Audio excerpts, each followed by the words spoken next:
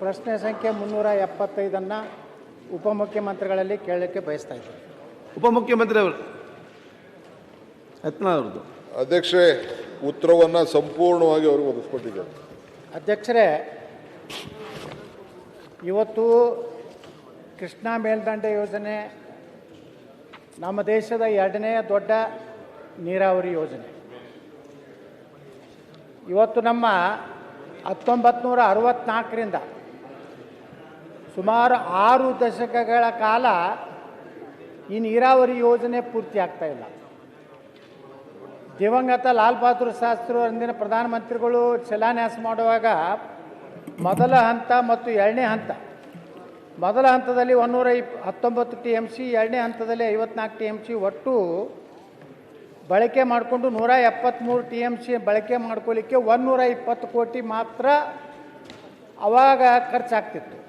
ಅಧ್ಯಕ್ಷರೇ, ಇವತ್ತು 60 ವರ್ಷಗಳಲ್ಲಿ ಕೇವಲ ಹಂತ 1, 3 ಮತ್ತು 2 ಈ 2 ಹಂತಕ್ಕೆ 50,452 ಕೋಟಿ 72 ಲಕ್ಷ ಖರ್ಚಾಗಿದೆ. 120 ಕೋಟಿಯಲ್ಲಿ 150,452 ಕೋಟಿಯಲ್ಲಿ. ಅಧ್ಯಕ್ಷರೇ, ಇವತ್ತು 3ನೇ ಹಂತದ ಬಗ್ಗೆ ನಾನು ಪ್ರಶ್ನೆಯನ್ನು ಕೇಳಿದ್ದೀನಿ. ನೀವು ಪರಿಹಾರ ಎಷ್ಟು ಕೊಡ್ತೀನಿ ಅನ್ನುವಂಥದ್ದನ್ನು ಈಗಾಗಲೇ ಸಚಿವರು ಹೇಳಿದಂತೆ ಇವತ್ತು ನಮ್ಮ ಇಡೀ 524.6 ಈ ಎತ್ತರ ಆಗಬೇಕಾದ್ರೆ ಒಟ್ಟು ಮುಳುಗಡೆ ಜಮೀನು ನೀರಾವರಿ ಏನು ಬ್ಯಾಕ್ ವಾಟರ್ ಸಲುವಾಗಿರುವಂತಹದ್ದು 75,563, ಪುನರ್ವಸತಿ ಕೇಂದ್ರಗಳಿಗೆ ಸನ್ಮಾನ್ಯಾಧ್ಯಕ್ಷರೇ 6,467, ಕಾಲುವೆಗಳ ನಿರ್ಮಾಣಕ್ಕೆ 51,837 ಎಕರೆ, 1,33,867 ಎಕರೆ ಸ್ವಾಧೀನ ಮಾಡ್ಕೋಬೇಕಾಗಿದೆ. ಅಧ್ಯಕ್ಷರೇ, ಇವತ್ತು ಮುಖ್ಯಮಂತ್ರಿಗಳು ಕರೆದಂಥ ಸಂದರ್ಭದಲ್ಲಿ ಇವತ್ತು ಒಂದೇ ಹಂತದಲ್ಲಿ ಒಂದೇ ಕಂತಿನಲ್ಲಿ ನೀರಾವರಿ ಜಮೀನಿಗೆ 40 ಲಕ್ಷ, ಒಣ ಜಮೀನಿಗೆ 30 ಲಕ್ಷ ಹಾಗೂ ಕಾಲುವೆ ನಿರ್ಮಾಣ ಎಲ್ಲಿ ನೀರಾವರಿ ಇದೆ ಅಲ್ಲಿ 30 ಲಕ್ಷ, ಎಲ್ಲಿ ಒಣ ಬೇಸಾಯ ಇದೆ ಅಲ್ಲಿ 25 ಲಕ್ಷ, ಈ ರೀತಿ ಸುಮಾರು 70,000 ಕೋಟಿ ರೂಪಾಯಿ ಕೇವಲ ಕೃಷ್ಣಾ 3ನೇ ಹಂತದ ಮತ್ತು 524.256 ಎತ್ತರಕ್ಕೆ ಹೋಗಬೇಕಾದ್ರೆ 70,000 ಕೋಟಿ ಬರೇ ಭೂ ಸ್ವಾಧೀನಕ್ಕೆ ಬೇಕಾಗ್ತದೆ. ಅಧ್ಯಕ್ಷರೇ, ಇನ್ನು ಸೇತುವೆ ಕಾಲುವೆಗಳ ನಿರ್ಮಾಣ ಮತ್ತು ಆಲಮಟ್ಟಿ ಡ್ಯಾಮ್ ಎತ್ತರ ಮಾಡಬೇಕಾದ್ರೆ ಸುಮಾರು 50,000 ಕೋಟಿ ಅಂದರೆ ಅಂದಾಜು ಇವತ್ತು ಕೃಷ್ಣಾ ಮೇಲ್ದಂಡೆ ಯೋಜನೆ ಪೂರ್ಣ ಆಗಬೇಕಾದ್ರೆ ಸುಮಾರು 1,20,000 ಕೋಟಿ ಬೇಕು. ಅಧ್ಯಕ್ಷರೇ, ಆದರೆ ನಾನು ಸನ್ಮಾನ್ಯ ಸಚಿವರಲ್ಲಿ ಕೇಳಿಕ್ಕೆ ಬಯಸ್ತಾ ಇದ್ದೀನಿ, ಇಂಥ ಒಂದು ದೊಡ್ಡ ಯೋಜನೆ ಇಡೀ ಉತ್ತರ ಕರ್ನಾಟಕ ಅಲ್ಲ, ತುಮಕೂರು ಭಾಗದವರೆಗೆ 70% ತನ್ನ ಕೃಷ್ಣಾ ಕೊಳ್ಳ ಏನಂತೇಳಿ ನಾವು ಕರೆಸ್ಕೋತಾ ಇದೆ. ಇದು ಆದರೆ ಶಾಶ್ವತವಾಗಿ ಉತ್ತರ ಕರ್ನಾಟಕದಲ್ಲಿ ಕುಡಿ ನೀರಿನ ಸಮಸ್ಯೆ, ಕೈಗಾರಿಕೆಗಳಿಗೆ ನೀರು, ಭೂಮಿಗೆ ನೀರು, ಇಡೀ ಉತ್ತರ ಕರ್ನಾಟಕ ಒಂದು ಅಭಿವೃದ್ಧಿ ಆಗುವಂಥ ಒಂದು ಮಹತ್ತರ ಯೋಜನೆಯಲ್ಲಿ ಇವತ್ತು ಸರ್ಕಾರ ಹೇಳಿದಂತೆ ಏನು 40 ಲಕ್ಷ 30 ಲಕ್ಷ ಏನು ಕೊಡ್ತೀನಿ ಅಂತಿದ್ದಾರೆ.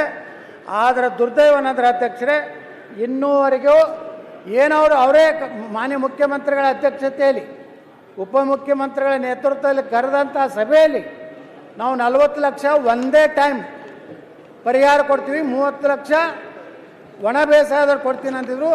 ಇನ್ನೂವರೆಗೂ ಯಾವುದೇ ಪ್ರಕ್ರಿಯೆ ಆಗಿಲ್ಲ. ನಾ ಪ್ರಶ್ನೆ ಮಾಡೋದೇನೆಂದರೆ, ಈ ಉತ್ತರ ಕರ್ನಾಟಕದ ಜೀವನದಿ ಆದಂಥ ಕೃಷ್ಣೆಯ ಈ ಆಲಮಟ್ಟಿ ಯೋಜನೆಯನ್ನು ಎಷ್ಟು ದಿವಸಗಳೊಳಗೆ ಮುಗಿಸ್ತೀರಿ? ಇದಕ್ಕೆ ಬೇಕಾದಂಥ ಸುಮಾರು 1,10,000 ಕೋಟಿ ರೂಪಾಯಿ ಯಾವ್ಯಾವ ಮೂಲದಿಂದ ಸಂಗ್ರಹ ಮಾಡ್ತೀರಿ?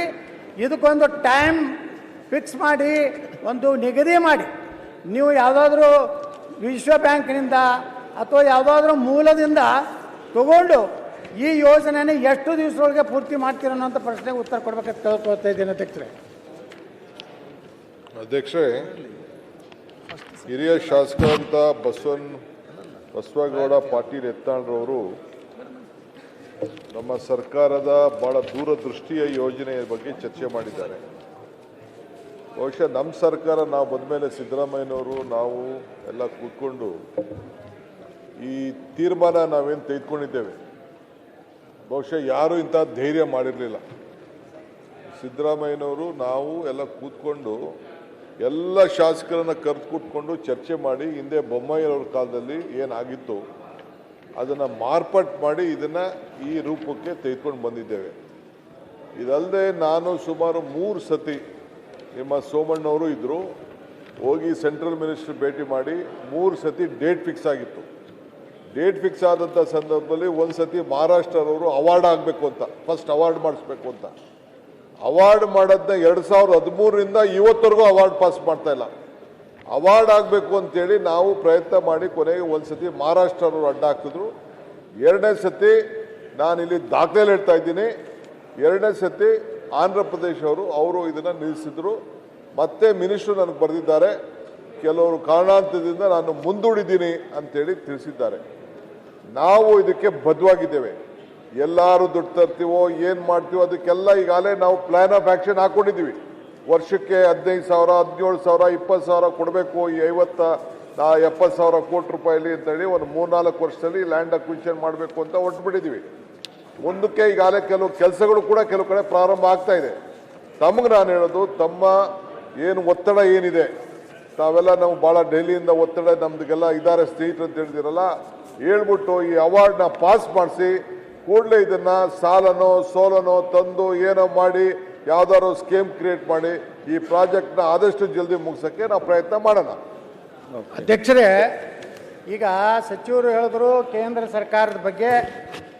ಈಗಾಗಲೇ ಹಿಂದೆ ಬೊಮ್ಮಾಯಿಯವರು ಸಹಿತ ಪ್ರಯತ್ನ ಮಾಡಿ ಜಮೀನಿಗೆ ಅವತ್ತಿನ ಕಾಲಕ್ಕೆ ಅನುಗುಣವಾಗಿ ಏನು ಪರಿಹಾರ ಕೊಡಬೇಕನ್ನೋಂಥದ್ದನ್ನು ಪ್ರಾರಂಭ ಮಾಡಿದ್ರು.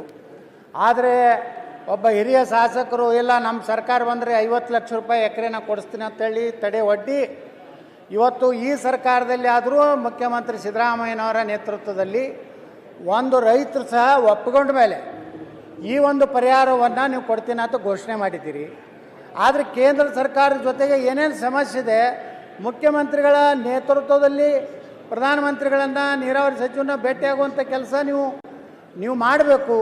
ಅದ್ರ ಜೊತೆಗೆ ನಾವು ಸಹ ಉತ್ತರ ಕರ್ನಾಟಕದ ಎಲ್ಲ ಶಾಸಕರು ಪಕ್ಷಾತೀತವಾಗಿ ನಾವು ದಿಲ್ಲಿಗೆ ಬರ್ಲಾಗ್ತಾ ಇದ್ದೀವಿ. ಈ ಒಂದು ಯೋಜನೆ ಸಲುವಾಗಿ ಕೇಂದ್ರ ಸರ್ಕಾರ ಮೇಲೆ ನಾವು ವಿನಂತಿ ಮಾಡಿಕೊಂಡು ಒತ್ತಡ ಹಾಕ್ಲಾಗ್ತಾ ಇದ್ದೀವಿ. ಪಕ್ಷಾತೀತವಾದಂಥ ಒಂದು ಆಯೋಗ ಏನು ನಿಯೋಗವನ್ನು ಕರ್ಕೊಂಡು ಹೋಗುವಂಥ ಕೆಲಸ ತಾವು ಮಾಡಬೇಕು. ಅಷ್ಟೇ ಅಧ್ಯಕ್ಷರೇ, ಇವತ್ತು ಇನ್ನು ಹಳೆಯ ಬಾಕಿಯನ್ನು ಕೊಟ್ಟಿಲ್ಲ ಭೂ ಪರಿಹಾರ. ಇವತ್ತು ಎಲ್ಲ ಕೋರ್ಟ್ನಲ್ಲಿ ಅವಾರ್ಡ್ ಆಗಿದೆ. ಮೇಲಿಂದ ಮೇಲೆ DC ಗಳ ಕಚೇರಿಯ car, jeep, table, type writer ಎಲ್ಲ ಜಪ್ತಿ ಆಗ್ತವೆ. ಹಳಿ ಬಾಕಿನೇ ಇವತ್ತು ಸುಮಾರು 5,000 ಪ್ರಕರಣಗಳು ಇವತ್ತು ವಿಜಯಪುರ ಜಿಲ್ಲೆ ನ್ಯಾಯಾಲಯದಲ್ಲಿರ್ಬೋದು, ಹೈಕೋರ್ಟ್ದಲ್ಲಿರ್ಬೋದು ಹಣ ಕೊಡಬೇಕಂತ ಆದೇಶ ಆದರೂ ಸಹಿತ ಅದರ ಮೇಲೆ ಸರ್ಕಾರಿ ವಕೀಲರು it is not fit for appeal ಅಂತ ಬರೆದ ಮೇಲೂ ಸಹಿತ 3 ವರ್ಷದ ನಂತರ ಮತ್ತೆ ಇವತ್ತು ಮತ್ತೊಂದು ಕಮಿಟಿ ಮಾಡ್ತೀವಿ, ಪುನರ್ ವಿಮರ್ಶೆ ಮಾಡ್ತೀವಿ ಅಂತೇಳಿ 1974ರಿಂದ ಜಮೀನು ಕಳ್ಕೊಂಡಂತ ಅನೇಕ ರೈತರ ಪರಿಹಾರ ಸಿಕ್ಕಿಲ್ಲ ಅಧ್ಯಕ್ಷರೇ. ಈಗ ಈ ಮುಂದಿನ ಪರಿಹಾರ ಬಗ್ಗೆನೂ ಸಂಶಯ ಇದೆ. ಅದಕ್ಕೆ ಸರ್ಕಾರದ ದೃಢ ಸಂಕಲ್ಪ ಏನು, 8 ದಿವಸದೊಳಗಾಗಿ ಸಂಪೂರ್ಣವಾಗಿ ಭೂ ಸ್ವಾಧೀನ ಮಾಡಿಕೊಂಡಂಥ ರೈತರಿಗೆ ಪೂರ್ಣ ಪ್ರಮಾಣದ ಪರಿಹಾರ ಎಂದು ಕೊಡ್ತೀರಿ. ಈ ಯೋಜನೆಯನ್ನು ಇಂಥ ಇಸ್ವಿಗೆ, ಯಾಕಂದರೆ 2.5 ವರ್ಷ ಆಯಿತು, ಇನ್ನು 2.5 ವರ್ಷದಲ್ಲಿ ಈ ನಿಮ್ಮ ಸರ್ಕಾರಿ ಉದ್ರಾಗ ಮುಗಿಸ್ತಿರೋ ಅಥವಾ ಮುಂದಿನ ಸರ್ಕಾರ ಮೇಲೆ ಹಾಕಿ ಕೇಂದ್ರ ಸರ್ಕಾರ ಮೇಲೆ ಆಪಾದನೆ ಮಾಡಿ ಬಚಾವಾಗುವಂಥ ಕೆಲಸ ನೀವು ಮಾಡ್ತಿರೋ ಅನ್ನೋದು ಸ್ಪಷ್ಟವಾದಂಥ ಉತ್ತರ ನನಗೆ ಬೇಕು. ಅಧ್ಯಕ್ಷರೇ, ಈ ಬೆಲೆ ಏನಿದು ಕನ್ಸೆಂಟ್ ಕೊಟ್ಟವ್ರು ಮಾತ್ರ, ಅವರು ಬರೀ 59,000 ಕೇಸಿದೆ ಈ UKP ವಿಚಾರದಲ್ಲಿ. ಇದಕ್ಕೇನಾದ್ರು ಮಾಡಿ ಪರಿಹಾರ ಮಾಡಬೇಕು ಅಂತೇಳಿ ನಮ್ಮ ಹೊಸ ಕಾನೂನಲ್ಲಿ ಒಂದು ಅಥಾರಿಟಿ ಮಾಡಲಿಕ್ಕೆ ಒಂದು ಅವಕಾಶ ಇದೆ. ಅದ್ರ ಬಗ್ಗೆ ಈಗಾಗಲೇ ನಾನು ರೆವಿನ್ಯೂ ಮಿನಿಸ್ಟ್ರು, ನಮ್ಮ ಲಾ ಮಿನಿಸ್ಟ್ರ್ ಹತ್ರ ಎಲ್ಲ ನಾನು ಅವ್ರಿಗೆ ಮಾರ್ಗದರ್ಶನ ಹೇಳಿದ್ದೇನೆ. ಇದ್ರ ಬಗ್ಗೆ ಏನಾದ್ರು ಮಾಡೋ ಪರಿಹಾರ ಮಾಡಿ ಅಂತೇಳಿ ನಾವು ಪ್ರಯಾರಿಟಿಲಿ ನಾವು ಈ ಕೆಲಸನ ನಾವು ಮಾಡಬೇಕು ಇದ್ದೇವೆ. ಅವಾರ್ಡ್ ನೋಡ್ರಿ, ಕೋರ್ಟ್ ಅವಾರ್ಡ್ ಮಾಡಿದ್ಮೇಲೂ ಅವ್ರದೇ ಸರ್ಕಾರಿ ವಕೀಲರು ಏನು ಬರೆದು ಕೊಟ್ಟಾರಂದ್ರೆ ಇದನ್ನ ಈ ಅವಾರ್ಡ್ ಸರಿ ಇದೆ, it is not fit for appeal ಅಂತೇಳಿ ಅವ್ರು ಬರೆದು ಕೊಟ್ಟ ಮೇಲೂ ಸಹ ಇವತ್ತು ಸರ್ಕಾರ ಅವ್ರ ಹಣ, ಹಳೆ ರೈತರು ಹಣನೇ ಕೊಡ್ತಾ ಇಲ್ಲ.